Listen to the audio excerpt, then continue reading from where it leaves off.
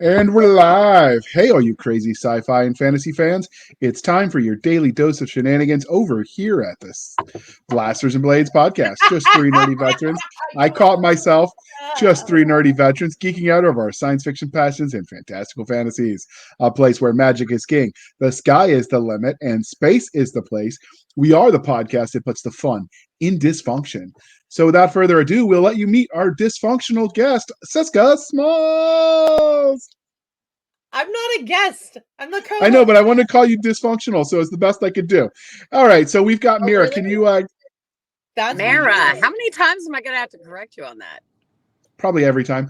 Can you introduce yourself to the listeners who might not have watched the other 3 episodes you've been on? Well, hello, everyone. My name is Mara Rose, and I'm just another crazy, geeky, I don't know, person. I do all kinds of insanity for various things, and so yeah, I'm here. Go watch All the right. other ones, then you'll know what I do. So she was on our page to stage, and so you want to go to a con, and based on events we can't control, she's on the episode 200 episode where she interviews us, but since I can't predict when this will come out, because we're going to keep these Halloween-esque episodes in October, we will have to. I know, crazy how that works. We're just going to have to play it by ear. But she's been on 3 episodes. This is lucky number 4 or 3. We don't do the math, depending on the order. I don't math. So, all right. The next question is part of the introduction, dear listeners, how we first found them. And all I can say to this one is I blame Doc. It's all her fault. That's fair. It is Doc's fault. So how did you first meet Madam Rose? Madam. Oh my, we're already botching the pronouns. Okay.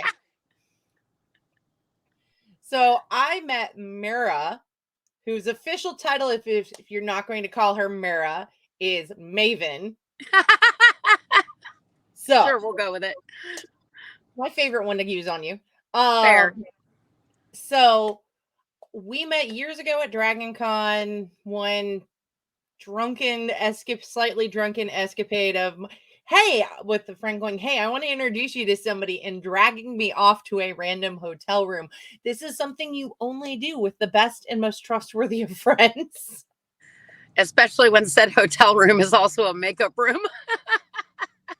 So, and from there... Go ahead. I said, and from there we discovered we both love books. And then later on we discovered that while Mira is a master costumer and creator of sets and all things crazy production wise, and I just kind of admire from, well, now not so much of a distance, we have that in common. So we ended up doing page to stage together, and then became a whole bunch of stuff where I think their husband really regrets it. So if I can't call her Madam, what about Goody Rose? It's appropriate for what we're about to do. Actually, I'm not a goody either, because technically a goody would be female, and I am non-binary. That said, I do respond to she, her. I prefer they, them. Gige is better. Most of your listeners just checked out. It's a thing. It's all right. There's a long story there. You can interview me on one other day when we're not here to talk about crazy awesomeness, like witchy goodness. And at some point, people are going to be like, what is all that flashing light? And what is all that crazy sound behind me? I'm not sure how much of it's coming through. None. Oh, well, that's awesome. Good. Because I am currently sitting in a parked car in the parking lot of a theme park where I have designed haunts and a scare zone after having repaired a haunt that somebody busted through. Well, that means you haunted it right, I guess. I did. We did some mass haunting. I'm telling you what, man, we brought the good spirits in tonight to fix that stuff. So this is the part based on her reference to haunting. We've talked about it's Halloween month, and the picture on the screen being the Hocus Pocus movie poster. That's right. We're reviewing the 1993 movie Hocus Pocus since the second one just dropped, and we will Are we doing both? If we have time, we'll do both, and otherwise, we'll do a separate episode. Okay. I'll make you a separate episode. All right, that made no sense, but we're going to rock on and pretend that it did. So let's cover what we're looking for. We're going to focus on several parts of the movie. I'll give you a quick rundown, dear listener. So we're going to talk about the blurb or the summary from the movie, synopsis, which is generally speaking straight from the back of the DVD or the ad copy. I know I'm showing my age with DVD. You youngins don't know what that is, but we're going to show the movie trailer if I can find it and borrow it. We're going to talk about the characters, who they are, do we like them, do we hate them, are they believable, etc., etc., etc. We'll talk about the plot, which is the generic story arc of the movie. Was it action-packed, easy to follow? Did it lag in places? Were there parts that we didn't buy? Then we're going to talk about the world building, which also is intricately linked with cinematography, which we'll also discuss. And finally, we'll look at the movie poster if there are any available. Some of the new movies, they don't make them. I know, shocking people, shocking. And then finally, we'll give you our overall opinions. So, the summary. So the movie obviously is Hocus Pocus. Wow. It was directed by Kenny Ortega. So the movie is roughly $24 on Amazon if you get the DVD, if you could find one for your region. Check that when you buy movies online, people, because you got to make sure it's the region where you live, or the DVD might not work. But I bought the DVD years ago, so I don't know what I paid. It's 96 minutes long. It was released on July 16th, 1993. Missed opportunity that they didn't release it on Halloween, because that's what it's kind of known for, as a Halloween movie. And so the ad copy. You're in for a devil of a time when three outlandishly wild witches, Bette Midler, Sarah Jessica Parker, and Kathy Najimy, return from a 17th century Salem after they're accidentally conjured up by some unsuspecting pranksters. It's a night full of zany fun and comic chaos once the tricky 300-year-old trio sets out to cast a spell on the town to reclaim their youth. But first, they must get their act together and outwit three kids and a talking cat. Loaded with bewitching laughs, Hocus Pocus is an outrageously wild comedy that's sure to entertain everyone. So, did you agree with that rather long ad copy? I mean, it's family friendly. It's a lot of fun. I would say the comedic aspects of it are pretty good for the age range that it was geared towards. I don't know that I would say it was action packed, but it moves quickly enough that you don't get bored. There are a couple of in it, but it's been enough to grab hold and keep hold of people for 29 years. I mean, this is not a movie that was a fly by night, and it easily could have been, haha, pun intended, fly by night. Get it? But it definitely created a fandom all of its own, not just the Disney fandom. It kind of brought people to the Disney fandom too. So I'd say I agree with about 90% of it. Okay, what about you, Doc? I agree. I mean, it's not action packed from the violence. When we think of action packed these days, we think of boom, bang, adventures, combat. I mean, there's a little bit of like, you can't catch me.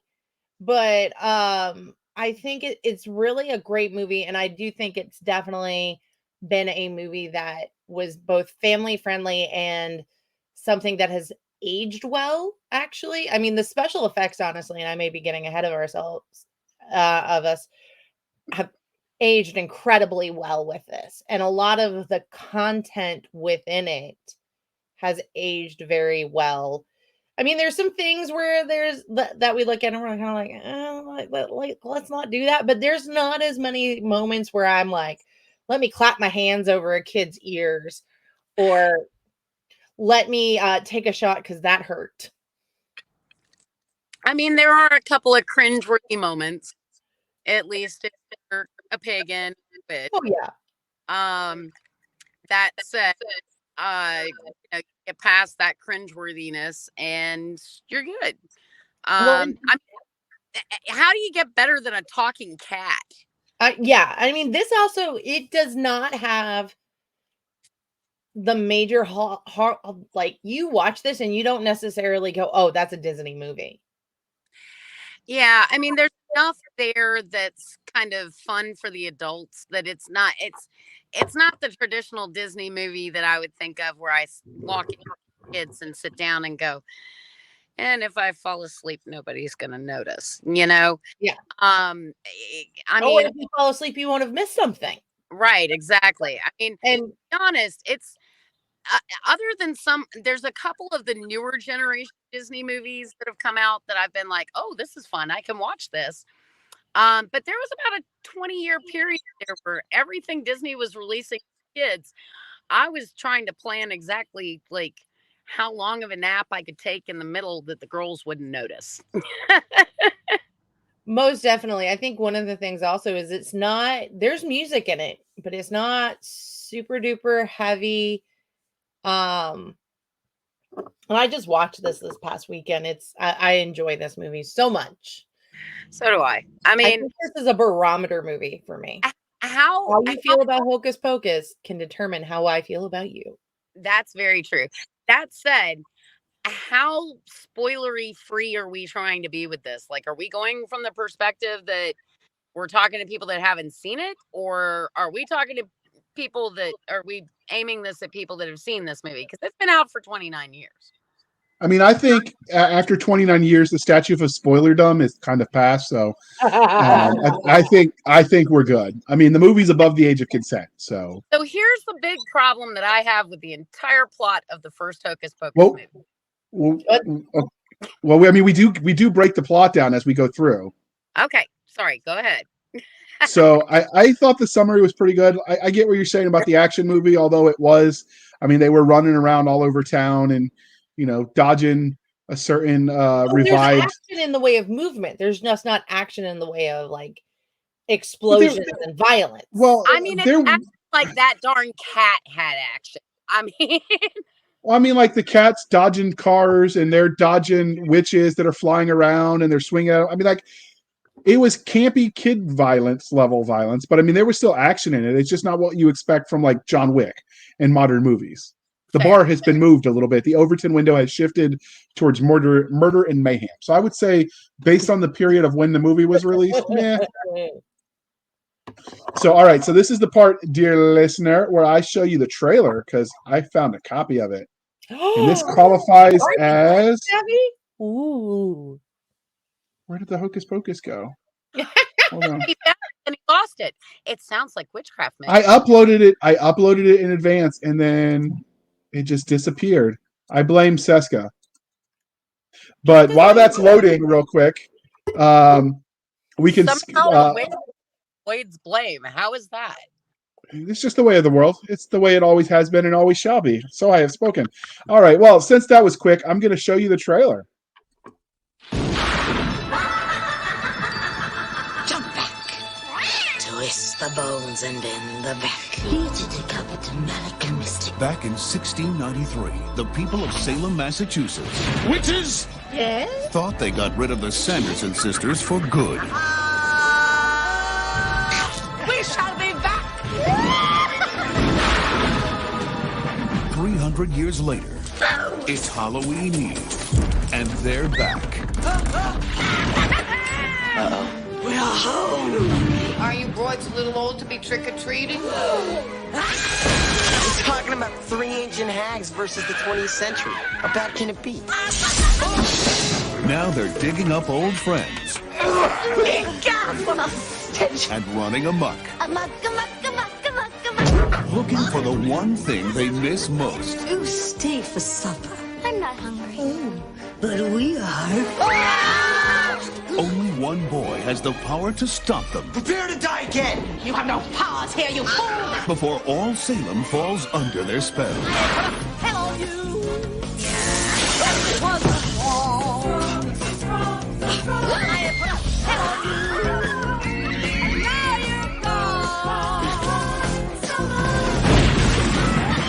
Walt Disney Pictures presents Bette Midler, Hello? Sarah Jessica Parker, Would thou dance with me? and Kathy Najimy. Hocus Pocus. Into the night! They love to fly, and it shows. Good night. Sleep tight. No screaming.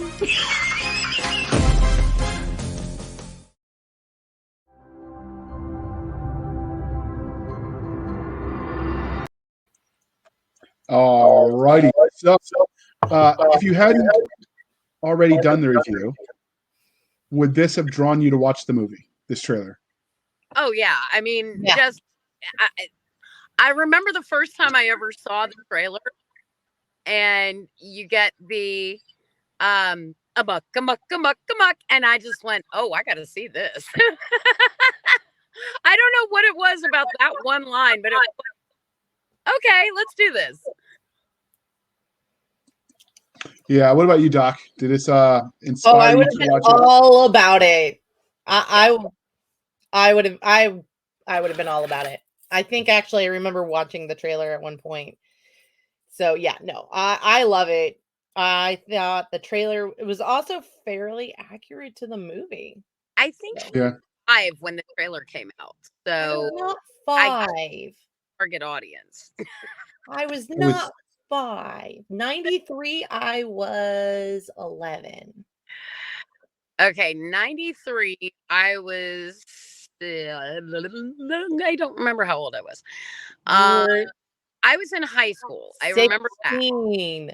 16. I would have been 12 math than I am in today. 93. Yeah, I would have been 16 in 93. So, I honestly, I remember seeing the trailer for it and going, "Oh, I can't wait till that hits the dollar theater." Because that's what we had in our area. And the big theaters rarely ever carried kids movies. We didn't really get them until they hit the dollar theater. And I want to say when I first went to see it, it was one of those late night showings after it had been out. Like everybody else that lived outside of the small town I lived in had already seen it probably and probably knew every word of it. We went, I want to say it was like a 9 or 10 o'clock showing. And I came out going, I'm going to make Sarah. I'm going to make that dress. Kind of obsessed with the costumes and everything. And tried to convince my high school theater teacher that it would be really cool to put a Follies skit in that was based on Hocus Pocus. I got shot down. I ended up doing the same violin thing they always had me do. But you know, it was fun. And I remember being so into the movie when it first came out that it was like, okay, even though some of the things that they did with the witches are really just not good for the image of witches in general, you know, that doesn't mean that we can't enjoy this movie anyway. You know what I mean? Yeah. It was just that kind of fun. So I obviously it made me watch the movie since I watched it when it came out, and then we rewatch this every year with the kids around Halloween season. So I would say as far as movie trailers go, this one was a win for me as well. So, alrighty, and now that we've got it at that part of the show, dear listener, we're going to talk about the characters. So, who do you see as the main characters? Was there one main character, or were there multiple main characters? We'll start with you, Mara. Oh Lord, there were multiple main characters. I mean, yeah, of course, Winifred is a main character. Thackeray Binks is a main character. You know, you have people that were, I think, meant to be supporting characters that kind of stole the show at points and kind of became main characters. I always wanted more plot from what they did with Sarah. I did not like the focus that they put on the little sister. Honestly, I was just kind of like, okay, you could have just left her in the beginning. We didn't need like anything else about it. Like the motivation was enough for Thackeray to just do what he did. But the mom and dad were fun supporting characters. But they kind of steal the show in that scene during the music bit. So I guess, yeah, there's really just, I guess, primarily the two main characters would be Winifred and Thackeray, as far as I'm concerned. But the supporting characters were so much fun that you kind of forget that they're not main characters. All right. Well, I'm going to disagree with that, but first I'm going to let Doc go. Well, I would say that I felt that this was probably one of the first movies that really did an amazing job with doing it as an ensemble piece. Because they did those moments when like the parents stole the show or Thackeray did, they were really great in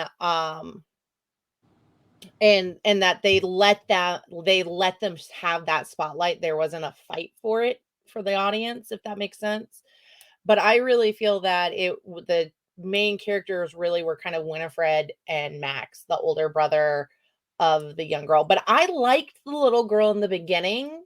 They actually could have left Max out of the whole movie, and I would have been fine if it had just been Danny running around. So Winifred was the character. So Winifred was the witch from the heavyset witch with the dark hair that was in Sister Act. Catherine something was her name. No, that's Bette Midler. Poster, dude. Yeah, Bette Midler is Winifred. She is the Okay. Well, she was one of the witches. In my opinion, the main characters would have been Max, Allison, the friend, and Danny, and then the little sister, and then the antagonist would have been the Sanderson sisters. I don't see them as the main character so much as I see them as the main antagonist. So, in my opinion, that was have a story though. What's that? You don't have a story without them though. Okay, but when you can't, the antagonist is always part of the story, but it's about the modern people interacting with that. So, Escape from New York, and New York is a character because it's the antagonist, but it doesn't mean it's the main character. It's sort of how I view the Sanderson sisters. I am not looking at this from a literary perspective. I am honestly looking at this from the primary characters in the movie that you can identify with, follow their story, point A to point B, and that actually grab and pull you in. That's what I'm looking at when I talk about main characters. Who were the main characters intended to be by plot? Obviously the kids.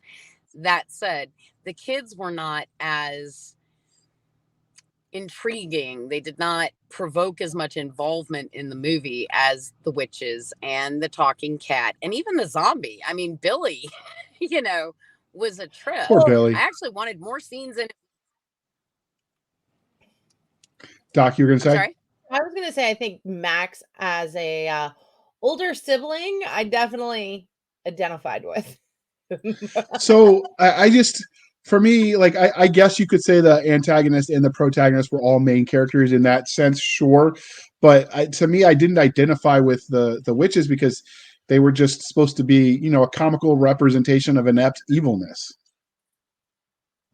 They made a pact with the devil. They were evil beings that were, good triumphed over. I mean, okay, so the trope of this whole plot line is good triumphs over evil, right? That said, I don't see them as being inept evil. They're obviously period-based evil. And you see that when, they come out into the world and the first time they walk out of the house and they go to walk up the steps and onto the road, they're like, oh my God, it's water. How do we cross it? And then they throw Sarah in. She's like, 'tis stone, It's not inept. It's period based. That said, Sarah's supposed to.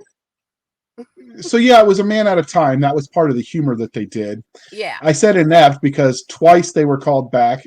We'll get to movie 2 later. Twice they were called back, and twice they were unable to complete their mission because, in each case, a kid outsmarted them. Be it Thackeray Binks, the first time in Salem in the 1693. I think there's a slightly different interpretation of how some of the stuff on the second one. So let's focus on the first one. Yeah. Right. I'm just saying that in both cases, the first time in Salem in 1693 and again in Salem in 1993, they were outsmarted by 2 teenagers when they're supposed to be the supreme, most powerful witches Salem has ever seen. So, I mean, I don't know what else you'd call them, but inept if they can't win at that point. But power versus wit are 2 different things. Yeah, and clearly they lost in the battle of wits, so inept. You lose all the time, and I don't call you inept. Sure you do. I've seen the private message. Oh, we don't share those with the public. Never mind. Oh my goodness. So good triumphing over evil. is the trope. It's the driving plot line. So obviously evil had to come from a perspective of being able to be beaten. If they had not made the Sanderson sisters beatable, then there wouldn't have been, a movie to have. So inept, I think Sarah was definitely inept. Mary, see, the whole point of Sarah and Mary is that they are the other two parts of a trinity of power. And the one thing that this movie does really, really well is it shows that, that trinity of power, that power of three, which of course we're familiar with through other verses that bring that in for witches. That power of three helps drive their power. And then of course they've got book, which is basically the reference material of all of their knowledge and all of their spells. And I would say it's less inept and more the fact that the children were creative enough to work around that limitation of being able to spell cast on the fly. I mean, this isn't a D&D movie where you got sorcerers that just go, oh yeah, I'm good, and cast, and they can get themselves out of a situation. These witches are confined to the knowledge that's within that book. So once they isolate book from them, their hands are kind of tied. That's not inept, that's lack of material. So I'm probably mixing up the names of the Sanderson sisters, but the two supporting ones, the blonde on the left and the dark-haired one on the right, Okay, I sort of see Mary them. is blonde, or I'm sorry, Mary is the brunette, Sarah is the blonde, and Winifred is the redhead. Okay. In my head, I'm seeing them as the actress's name because I've seen them on other stuff. So, but so like they almost work sort of like a Greek chorus, just echoing what Bette Midler Winifred is saying. So I didn't really like necessarily hold the shenanigans against them because I judged it as a period piece in that like it's a product of the campy 1990s movie style. Oh yeah. So like but I sort of saw their role as almost as the Greek chorus as backup dancers, if you would, for Winifred. I don't really think they're backup dancers. You have to remember, well, and see, I come at it from a different perspective. So in witchery, in paganism, there is the concept of, a triad, much like other religions and things of that nature, where you have a triad. There is a law of three. And so it governs both what you do and how it comes back to you, whether it's good or ill. But also three is a number of power. And so when you have three people that share that power, they can tap into that three. It's kind of the same notion as the maiden, mother, and crone, which is actually kind of cool because in Hocus Pocus, you've got the maiden, the mother, and the crone in all three representations in the three sisters, because you've got the oldest sister, the crone, Winifred, who is very aggravated by the fact that the younger sister, the maiden, Sarah, is considered the pretty one. And then you've got Mary, who is really the mother aspect, and she's kind of like the one kind of in the background helping take care of the sisters, but not really being in the forefront. So it's kind of cool the way that all plays off of each other, just looking at it from the perspective of being a witch. So Okay, you got anything to add, Doc? No, I mean, so I'm a pagan as well, so when I watched this, though, I wasn't. And but later on, I have, and definitely one of those movies coming back, I've seen those same things that Mira's talking about within the show. And I think it's also really good. And I've enjoyed it. I would still enjoy it as I've aged and I get a different perspective on it. But I'm just going to say this. I think this is the only thing where Sarah Jessica Parker ever sings. And so I'm really wondering if they like just lip synced that or not. It's not lip sync. I think she's done a couple of other things that she's sung in. I want to say at some point she might have Broadway or theater, maybe. I'm not sure. It's a very vague recollection, so somebody's probably gonna go out, search me, put it in the comments, and be like, "She's totally wrong." And you know what? I will own it if I am, because it's a very vague recollection could be mixing her up with someone. But I think that is actually her voice. She is a phenomenal personality. And for her to have been able to kind of stand off in the background like she did at points as Sarah kind of shocked me. I really thought that she would steal the show completely from the rest of the cast because she is so visible and so well known for other roles. Yeah, but So she's well known now. But I just decided to look up her filmography really quick. She was, I mean, she wasn't a rookie actress at the time either, but she was not huge.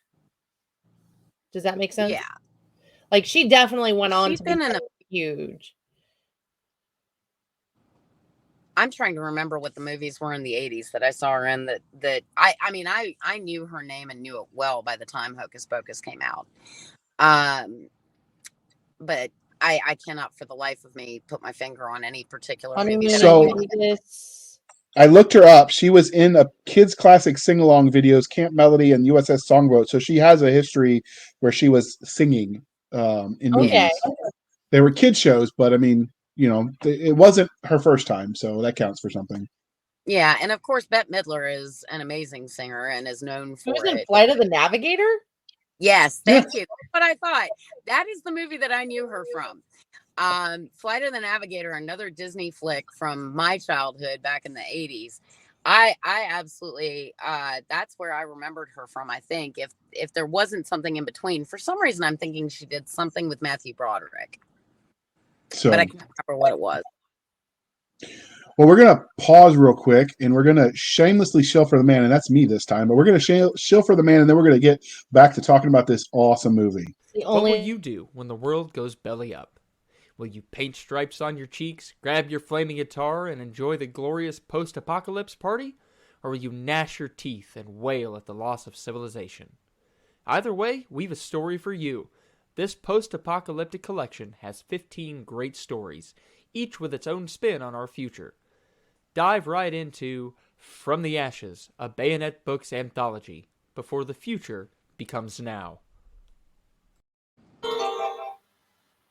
All right, so we were talking about the movie Hocus Pocus, and so one of the things I wanted to ask you is what you thought overall. And we were kind of dancing around this question, but what do you think the overall role in the story was of the Sanderson sisters, and then what did you think of them in general as characters in this movie? Cisca, I'll let you start this one. Well, I always thought they were fascinating.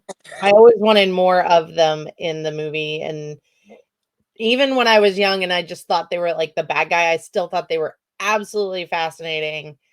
You can definitely tell that they come from a different world, both perspective. There's little moments. There's one point where they refer to somebody and they go, "Is she a white witch?" Which tells you that for the people who were writing the script, at least, and creating these characters, there was more to the universe than let's just take these three people and put a reverse of King Arthur's court, you know?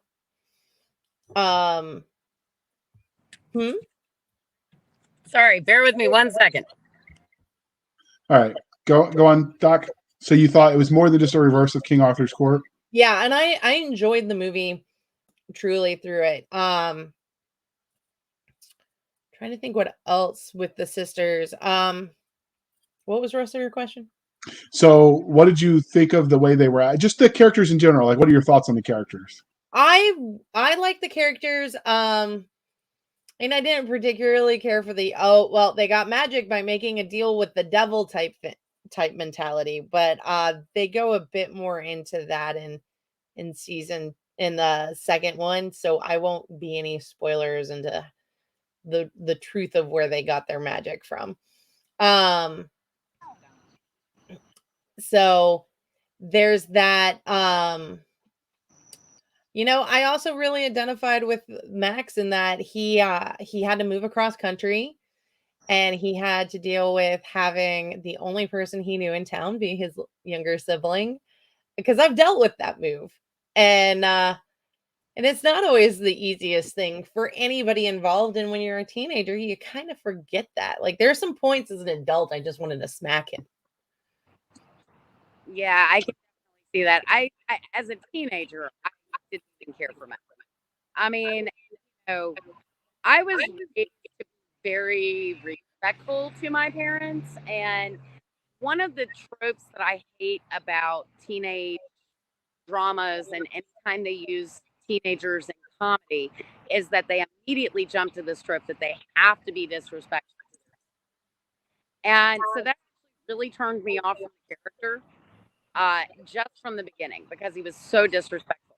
The other thing is, in my family, we take care of younger siblings. And so when he was just like, oh man, I don't really want to deal with my younger sister and all this stuff, I'm like, can we try not to play up all of these like really horrible stereotypes? And then when they introduced the witches, of course, they introduced the stereotype of having, sold their souls to the devil or made a pact with the devil. And that also bothered me. But the sisters made it fun enough. You could tell that they, even though they had, they tried to play it up as all this evil, the reality was they were simply trying to figure out a way to continue existing. And yes, okay, their methodology to continue existing by eating children is not something I would advocate by any stretch of the imagination. And I'm really kind of glad. Well, no, that we'll go into that when we do the second one. But the you knew that they were doomed not to be able to succeed because they were not going to be allowed to eat children. That's really what it boiled down to. Well, and I think one thing is I think they wanted to continue existing, but I don't think other than, I mean, they came from an era where if you were female and you weren't into kids, you were wrong. That's fair. Yeah. And I don't ever really like see them truly being so much like, let me actually eat. They were less like Wicked Witch of the West, let me eat you, and more just like, this is what I need to survive. And oh, by the way, I really don't like kids. Yeah. Yeah. And I can see that argument. And, it's one of the reasons why the fact that, Thackeray basically exists in perpetuity in this cat form to avenge his sister and defend the Black Flame Candle to make sure that the witches can't be brought back. That's one of the reasons why, that works so well, honestly. And I felt like that part of the story was believable. Max was less believable. Thackeray was kind of everything you would expect an older brother to actually be instead of the teenage trope, Even though they start him out as the teenage trope and then they fix it. But yeah. Okay, so I actually thought, overall they were portrayed. Nope, I think close enough. I thought that they were, as far as bad guys go, they were campy and fun. So I did enjoy that part of it. As this kind of a nostalgic look to rewatch this at the 90s sort of style of TV show, sort of like that G.I. Joe trope where everyone ends the cartoon laughing. And so I thought I sort of had that vibe from this movie. It makes sense that it was made as a Disney movie that only got the primetime treatment after the fact where they realized, hey, this could be a hit. This was originally going to be a straight to TV sort of special, so it hit those straight to TV kind of tropes, which I liked. I liked movies that are geared for kids that have the good versus evil instead of trying to teach nihilism from such a young age. Like, I think that has value. I think stories are valuable in a way to teach. I didn't get hung up on the whole Wiccan thing because there's been plenty of, at the time, I don't know what was out in the 90s. Wasn't there. But I mean, I grew up where part of that. It needed to for 90s culture. Yeah, but I mean, it did what it needed to for 90s culture. But in the years that follow, there's so much out there where the witches are both the good guys and the bad guys that I don't think that, this time the witches were bad guys is meaning anyone saying all witches are bad guys. So I didn't really go there. I don't remember what I would have thought about that in the 90s because I was sort of busy doing other things. I do remember watching it though. So for whatever that's worth. And I too watched it in the Dollar Theater, the Cinema Cafe, with nachos. Believe it or not. See that those are timeless foods, Doc. But were you back in the States in the 90s? Ours had popcorn and drinks. That was it. You could get candy, but I think they only had Twizzlers and Junior Mints. Okay. So, Doc, were you in the States in the 90s or were you still in Saudi? I was in the States in the 90s, but I did not see it in theater. The first time I saw it was at home. Okay. On VHS, it would have been. Okay. On whatever it was. 93 would have been VHS. So, I think. Correct me if I'm wrong in the comments and tweak the algorithms for us, dear listener. I remember being very into it and wanting to watch it and wanting to know more of the sisters. I do vaguely remember at one point it did hit TV, and I want to say it was on ABC on one of their Wonderful World of Disney Friday nights. Okay. Wow, I'm really back, aren't I? It's okay. So what did you think of the cat? Doc. What did you think of the cat Binks or Thackeray Binks, the original Emily's big brother who becomes the cat? Like, what did you think of the character? Okay, so Thackeray is one of my favorite characters in the movie, so much so that I named a cat after him. It doesn't happen to be a black cat, by the way, it was a Maine Coon. But Thackeray, I thought everything about that worked. The idea of a transmogrification spell being used against someone to kind of make that revenge. Okay, you stole this from us, and now we're going to steal your life, but make you continue living it in a way that you can never enjoy it. And yet, as a cat, he obviously found ways to enjoy it and still found a purpose in life. So I really actually love Thackeray Binks. I think he's one of the characters that works the best out of the movie, other than the Sanderson sisters.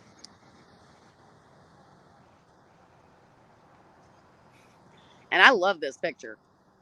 That is a great picture. I think that's the picture that JR hung in his room.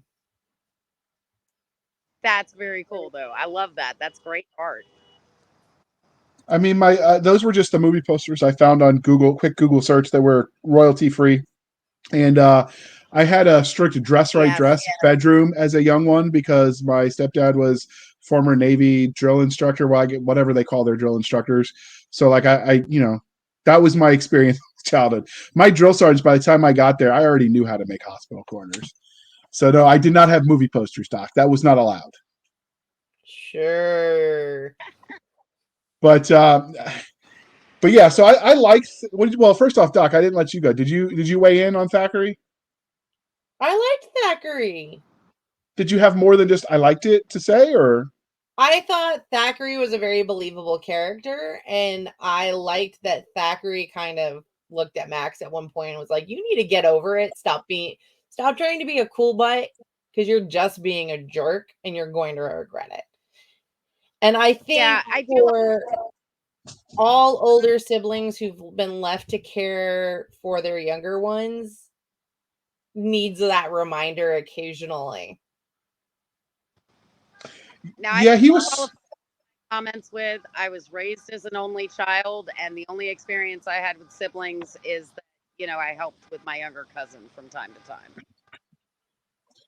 Yeah, I kind of got the Binks character sort of served that Jiminy Cricket kind of vibe where he was like the conscience of the show, sort of whispering in your ear, how to do the right thing to the various characters and more specifically to the audience. And I agree with what you said earlier about this was a movie that sort of taught the importance of family by showing you how to do it wrong so then you could do it right. And I liked that as well. I think too often modern culture sort of makes family disposable and good versus evil is considered campy, so we don't do it.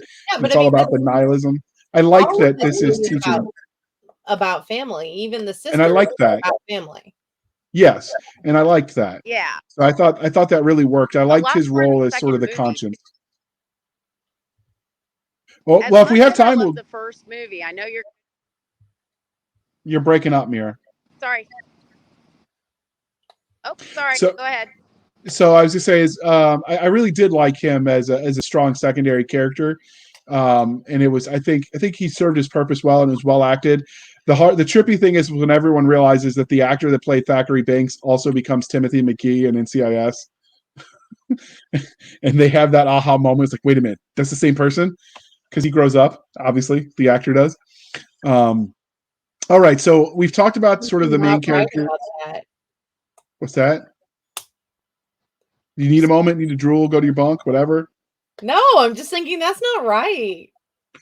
So, did you guys have any favorite secondary characters? Oh God, yeah. Honestly, Billy the zombie, and that is probably one of the, if memory serves. Oh gosh, I can't believe I just forgot his name. Oh, Doug Jones. I think that is one of the first exposures I had to Doug Jones, and Doug Jones is this amazing actor who can literally take on any persona he is put into. He is a true character actor. And so the man that plays Billy was also, Abe from Hellboy. And then you have 4 or 5 other amazing characters. I mean, like anything he does, he fits into so well. So I love the physical comedy aspects of him. I felt like he stole the show the minute he cut open his mouth, and everybody kind of gags, but you can see that in the mouth movements. You can see, it provoked a response in the other actors, and it was so organic and so real. It was like, oh God, this character is going to be cool, and the first thing he says is shut up, witch. And it's like, oh, I like him. He's a great character. I almost like the female Max's girlfriend. I can't remember her name now. Allison. I almost liked her better than Max. Allison, I yeah, think I Max almost liked her is better than. of the kids the weakest character, or at least the most annoying. I would definitely say that's true. But then I think again, they I got that found better in teenage the males second one. They annoying got when I that. was a teenager, so that could be part of it. So I like the bullies that we meet that take his shoes, and the sort of that arc as it plays out. I like the reference to Vanilla Ice with the "Call Me Ice," and they were trying to be all cool. Like, I thought that was hilarious. Um, it's a throwback joke that aged if you know who that was. If not, it's like that makes no sense. I actually get it better now than I did then, because I had no idea who Vanilla Ice was when I first watched the movie. Well, I mean, I knew who he was because everyone loved to mock him. He was like the Nickelback of his era. Everyone loved to hate him. I didn't pay attention. Yeah, I knew who Vanilla. Oh, sorry. Yeah, so I liked that as a knew secondary Vanilla character. was. Go ahead, Mir. Yeah, I couldn't get into the. Yeah, I couldn't get into the bullies. My thing, of course, I came at it from the perspective of a kid that was bullied all too much. So honestly, by the time they put the bullies in the cages, I was rooting for the witches to eat them. Yeah, But I really wasn't upset with the bullies, and sorry. No, that was the point though, and that's what was made them. They were sort of caricatures of the cool kid trope in all the high school movies, which is what made them amusing. And the fact that they get their comeuppance at the end, even better. That one liner he gets when he takes his shoes back at the end, he just leaves them hanging in the cellar when they're like, "Please save me," and he gives them some campy little piece of advice that I can't remember off the top of my head. Like that was anyone that's ever dealt with pain in the butt bully types, like that was the perfect sort of whole circle for that arc, which is what made it amusing. So anyway, I mean, I wasn't a huge fan of them, but Billy, I liked the little girl they got to play the sister, the younger sister, Thackeray's younger sister. Emily? I really loved Danny. Yeah, Emily was good. Danny was amazing. And Danny is one that every time she was on scene, I was watching her,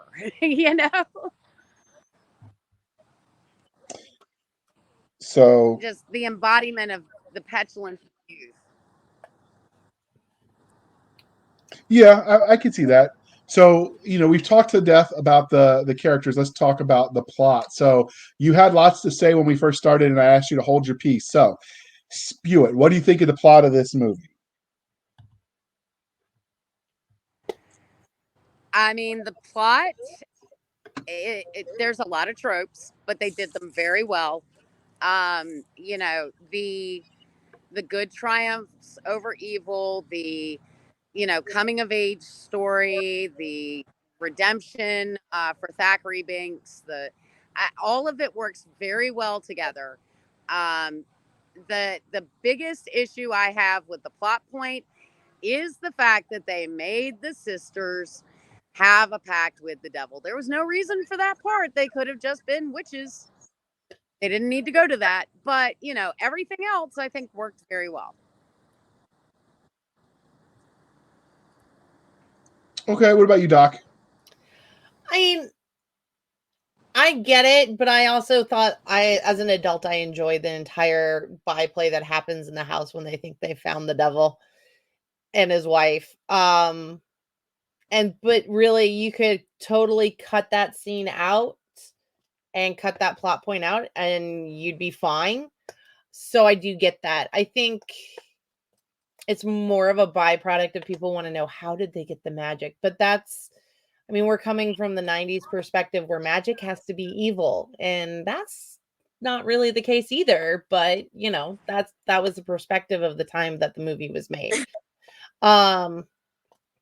I really enjoyed it. I thought the plot was fun, enjoyable, and rather timeless. You could do this movie, this plot is relatable whether you are a kid or what is it, like the Gen Zs, like the kids born in the last couple decades or not. And it's still one of those they can enjoy, they can identify enough with it that it's a fun, good watch. It's definitely proven that it can stand the test of time. So I looked up. Emily Binks was played by actress Amanda Shepard, and apparently, other than Hocus Pocus and then the 25th anniversary edition Bash, she's only been in one other movie. So she was sort of a bit character in 3 different movies, and that was it. And 2 of them were essentially re-release. One of them was a re-release of the other. So that's why nobody can remember her name because she sort of disappeared into normalcy, I guess, or muggledom, I guess, as Doc would say. Just not continuing to act. Wrong with not doing a major career, Yeah, I didn't dive that deeply down the Google hole to find out there's more. several child actors who decided that it wasn't for them. The kid who played young Luke Skywalker, or no, not Luke Skywalker, young Anakin Skywalker, he didn't like it. He quit and never went back to acting. His family moved and changed their names even. The actors, there are some child actors that probably should have stepped out and said, no, not going to do it, So I like that, some of them figured out early enough that. Yeah, no, I just did a quick because you were talking about it, so I did a quick Google search while you're that's talking. got to be odd now if you think about it. That young lady is now old enough that her kids are probably watching Hocus Pocus. She actually, when I was looking for her while you guys were talking, she's got a picture on her Instagram of her daughter dressed as her character and being the right age at this point. Oh, that's cute. Yeah. Love so it. Overall with That's the plot, fun. Yeah, I liked the idea that the kids were fighting evil, fighting the eternal evil. I think modern art lost something when it gets away from those sort of core themes about what it means to be human. I think we got into too much navel gazing for the point of navel gazing, and we lost our way a little bit with the art of cinema. I think people are starting to get bored with that, and we're starting to see more movies that tell sort of eternal stories. I wish we could do that without revisiting all the old ones and just redoing them with new actors and come up with more stories. We could. But they just won't because they want to bank on nostalgia and hope for easy money. But that's another story for another episode. but I thought the story was organized. It was internally consistent, so it's a win from that point. I was the trope. One of the tropes they have is that the witches couldn't step on holy ground, sacred ground, and so they couldn't follow them into the church cemetery, right? But somehow they can fly over it. So it's like, okay, well, where does it become holy ground? Is it literally when the part that touches the soil? When they're grabbing people touching the holy ground, are they not touching through connection the holy ground? At what point are they flying low enough because they did some low bomber passes where they're now in the holy ground like that? Like, I get that trope. It's done a lot. I have no problem with it. It's part of sort of the accepted headcanon of the world, I think, for these kinds of movies. But they skirted around it so much that it's like, wait a minute, they're in holy ground. She's literally sitting in a hole in the ground with salt around her. So they doubly can't get her. Like, that should have been the end of the movie. They just wait out the sunrise. But I don't know. It's just at that point in time, Max and Danny I don't know. started I getting. kind of love the sunrise. They did. What I'm saying is they should have never been able to get. The headlight. You're not coming through, Mira. You love the fake sunrise. Yeah, I did too. All But right. I just meant in general, I thought that the holy ground thing was used enough. I had no problem with it, but the way they used it just didn't make sense to me. It didn't seem to follow its own laws, and we lost Mira, Doc. But so that really bugged me a little bit. Like, if you're going to set rules in canon, follow your own dang rules, please. Yeah, but I think then they got around it a little bit with the Max and Danny being in the too stupid to live category of main characters. By them, hey, I've got this absolutely safe place. Doc, you let her out as I let her in. We've got this absolutely safe space. Let me leave it for no apparent reason, and that really bugged me. Yeah, when but it comes to kids are impulsive and stupid. Yeah, but he's 16. He's at an age where he knew better. He's a year younger than I was when I enlisted. What stupid stuff did you do at 26? We've had those talks. Yes, but I was paid well to do it, so I was a professional. No, you weren't paid well to do some of those stupid things. First of all, nobody ever pays the enlisted well. This is true. But yeah, I don't know. That scene really bugged me because it seemed to violate the canon. I was with him up until that point. But that just seemed to not be internally consistent. It bugged me a little bit. So did you have anything else to add now that your connection seems to be a little more stable, Mira, about the plot? Well, I think the big thing for me, I had a lot of fun with the fake sunlight scene because I felt like that kind of established, okay, the sun is most definitely going to kill them. They believe this wholeheartedly. And then you get into this kind of scene where they're in the graveyard and you can tell the sun's on the horizon. And suddenly it's all about, we're not going to make it at this point. So we're going to make sure we take them with us, and they get so lost in the fight that they forget that the sun is coming up. That it kind of bothered me with what they established with the fake sunlight scene.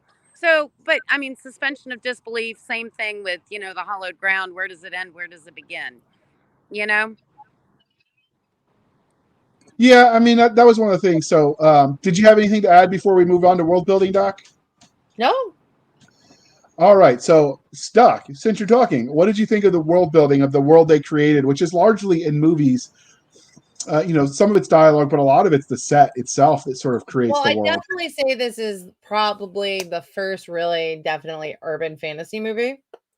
And definitely the first one I ever saw that would definitely set it up as that. I mentioned earlier, it was clear with how they wrote the lines for the sisters that the sisters came from what was potentially a fully fleshed out world. Because there was this point where they looked at one of them and they went, she's a white witch. So you knew that in this universe where they came from, there were people who were aligned like them and people who had magic, but were not on the same path. which I thought was great. But it's very subtly done, so it's very easy to miss that line. As I said, I just watched it again recently. So Yeah, we watched it this weekend too. So I made my youngest sit with me and watch it. But yeah, I thought that was well done. I think one of the benefits they had is they tied into so much of, like, all of us were we were privileged to study the Salem witch trials and that era of, American history. So we had that sort of base knowledge. I think the costume designers, when it came to building this world, they did a pretty good job of getting some of the clothing right for the witches. They actually went through a lot of archival. There's an interview that the director did about him and the costume lady going through, or guy, I don't know, I'm assuming lady, but the costume person going through like actual attire that the hanged witches in Salem were wearing and trying to get that vibe right. Obviously, they added some splash of color and panache to it because, it's a movie. But I mean, as far as like the cut and what they were wearing, they tried to be accurate. So I thought that was kind of helped create the ambiance. Now, I am not a trained clothing historian, so I don't know how much of what I'm judging it on is actual reality and how much of that is just, tropes that sort of found their way into common lore. But I mean, it was believable for me. I think the visuals aged well because more of it relied on the acting than the necessarily like green screen of death in this movie. So it's sort of like the language difference with the sisters sort of created that world, that's that person at a time. In the town of modern Salem was fun to see, because you get to see old Salem in the original, in the opening scene, with all the pastoral sort of ambiance, and then suddenly you're in the middle of 1990s Salem, and that was kind of a fun place. So, what about you, Mara? What did you think of the world building? The world building was good. I enjoy the fact that they did set it in modern Salem. I think the sets that they did for the 1693 Salem were very accurate, very well done. The clothing for the townspeople was very well done. The nice thing about the Sanderson sisters' costumes in the 90s versus what you saw them in 63 was like they kind of got a modern update. Like when the magic brought them back, it brought them back in kind of what they visualized them being instead of what they were actually burned in.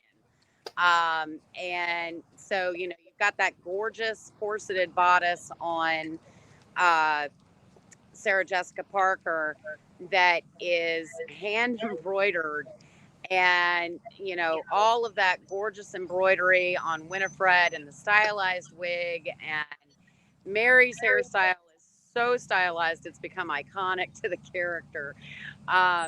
And I mean, just the colors that they used, the palette that they used, it really worked well. It played well, especially with the 90s era coloration that they used in cinematography. And it stood the test of time because they brought it back and it still works. So, speaking of cinematography, what did you think of the cinematography, Mira?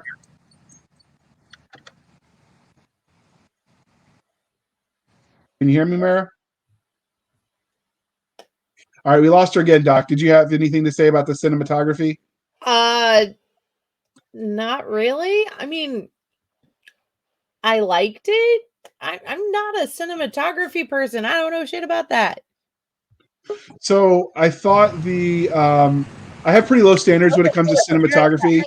Shut up. So Cinematography and not sound like an idiot like me. So like my standards are pretty low. I don't want any shaky Blair Witch crap, and I'm good generally speaking. I prefer dramatic acting over green screen. I prefer dramatic acting over green screen and CGI. Sorry, guys. I'm hitting a horrible bandwidth issue, so I'm gonna have to drop y'all because y'all are not gonna have me. Like it's just not coming through. I don't think so. All right. Well, you have a nice one. Say bye. I'm sorry. No problem. Talk to you later. So, like for me, I think this was filmed before they did those green screens of death. So I thought it was a win cinematography. Don't really have a lot to say. I think they did a good job at artfully pacing every shot and getting sort of within the realm of capabilities of the equipment at the time. We apologize for the shaky nature. This is what happens sometimes when guests have emergencies at their job and they have to go into the woods and It is what it is. But so now we look at the movie poster. I'm going to pull up the original movie poster. I thought we already had the original. This was the original movie poster. So what do you think of the art for this, Doc? Oh, I think that so screams 1990s and kind of a bit of the early. It's not even so much 1990s, to be honest, because that's a pretty iconic Disney Look. poster from anything before the 2000s, really.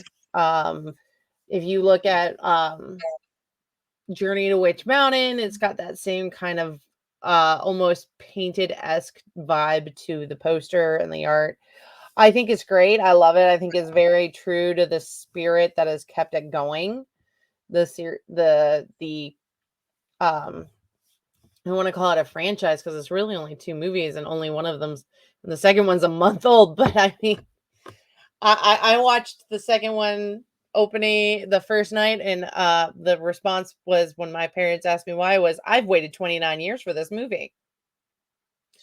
Yeah, maybe we'll have people back and we'll do a review of the second one, because I just watched it because since we had just watched one, we went ahead and watched 2. Yeah, well, I mean, I'd love to find out if our fans and listeners want us to do a second one of the movie, because to be honest, I mean, I don't know where is the spoiler deadline on that. Would we have to air it at the beginning of November? I don't know. So let's see what if you want, comment if you want to watch it, us to do a review of the second one. Yeah, but so for me, the movie poster, it has, like you said, that iconic Disney thing going. It's kind of reminds me of the Bedknobs and Broomsticks poster, but that makes sense because they all sort of had that same vibe. I really do like that she's on that vacuum cleaner, which is amusing. That plays out in both of the movies where they ride things other than brooms. Well, I think that because it's on the vacuum cleaner, the nice thing is it definitely signals that this is, yes, there's witches, there's at a time, but that is a modern setting. Yeah, and so I think it's sort of what the movie was about, sort of these people at a time. The juxtaposition of the modern attire, or the modern background, the modern vacuum cleaner, and the historic clothing. So I really liked it. The full moon angle sort of screamed urban fantasy, I guess, or witchery was afoot. So overall, what did you think of the movie, Doc? I love the movie. I've watched it, we'll say, more than a few times and leave it at that. And each time I've enjoyed it. Truly, the only way to not enjoy this movie is to not finish it for me. I want to finish it every time. The only time I get grouchy about this movie is if I didn't get a chance to finish it. Okay, so I give this one, 5 out of 5 stars. I really love the movie. I rewatch it, like I said, every year with the kids. It doesn't have too deep of a plot, but it has some very iconic, good versus evil kind of thematic elements that I really think are important, especially for kids, which is this movie was aired at. It's not the, everything is bad and, just burn it all down that we get with modern art. So I really like that. I really think that's a good sort of message for kids in this movie. I thought the plot was well executed and it kept me entertained. So even better, it was family friendly. So again, 5 out of 5 stars. If you had to rate it on this arbitrary 5-star system that people are used to using, how many would you give it, Doc? I'd give it completely 10. That seems appropriate. 10 out of 5. Because you does the math college style. Did you throw letters in your math too, just to be, extra special? I did throw letters in my math, and they are JRSUX. No. All right, and on that happy note, we're gonna wrap this up. But first, we're gonna ask you, dear listeners, in the comments section to tell us what you thought of the movie. Did you like it? Did you love it? Did you hate it? Have you watched it? Will you watch it if you haven't after listening to this review? Did the trailer do it for you? Just join the conversation in the comments. We enjoy your participation. So, don't be a lurker, join. And you can find us, since we're going to wrap this puppy up. We hit the 1 hour mark. That's our bewitching hour. You can find us on the Twitters at twitter.com/SF_fantasy_show, Sierra Foxtrot _fantasy_show. You can email the show at blastersandbladespodcast@gmail.com. Again, blastersandbladespodcast@gmail.com. You can join our Facebook group where all the shenanigans happen, facebook.com/groups/Blasters and Blades podcast. Again, /groups/Blasters and Blades podcast. You can join us on our website at anchor.fm/Blasters Tech and Tech Blades. Again, anchor.fm/Blasters-and-Blades, where you can support the show for as little as 99 cents a month. You can help keep the lights on, or you can support the show more directly over at buymeacoffee.com/author J.R. Handley. Again, buymeacoffee.com/author J.R. Handley. Be sure to put in the comment section that it is for the podcast. And I promise I will keep my co-hosts duly participating in their Netflix, Hulu, etc., so we can do more movie reviews, because these are fun and easy to do, and mix it up a little bit from book reviews and interviews with authors. We want to start doing more of that. More for us. Fireside chats are coming your way. But in order to do that, your support is welcome and encouraged. So do your part, and we will thank you for it. And with that being said, Doc, you get to bring it home. Thank you for spending some of your precious time with us. Sorry. I bored her. You do. But thank you for spending some of your precious time with us. If you think there's a movie you'd love to hear some opinion or discussion on, let us know. Or a TV show. Maybe we can even get JR to watch the Winx show. I don't mind watching that for the podcast. I'm working my way through Supernatural right now. It's connection time. So no. But thank you for joining us. We'll be back next week, same time, same place, enjoying our love of torturing JR, nerd culture, cheesy jokes, waiting to see if Nick shows up, and of course, eating pineapple on pizza.